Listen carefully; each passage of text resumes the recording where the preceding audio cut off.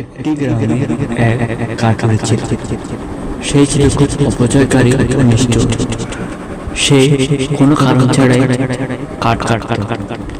একদিন সে গেল জঙ্গলে কাঠ কাটতে।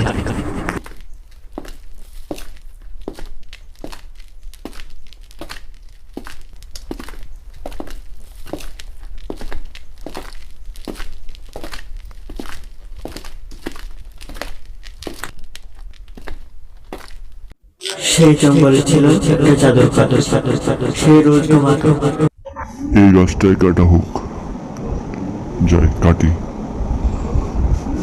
এই গাছটা খুব সুন্দর।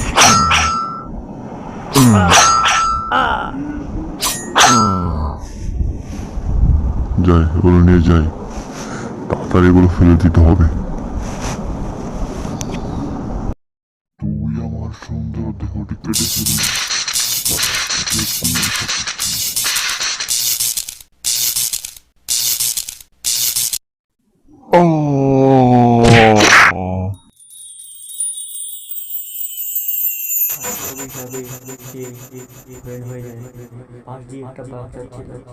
সে বাঘটি তাকে হামলা করে, তাকে খেয়ে নেয়, আর সে সেখান থেকে চলে যায়।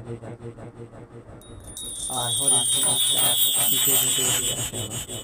কিন্তু মৃত অবস্থায়। সে কোনো কারণ ছাড়াই গাছ কাটতো। আজ তার এই প্রতিহার। আর বৃষ্টি চমকাতে শিকারে আগুন ধরে যায়, আর সে পড়ে যায়।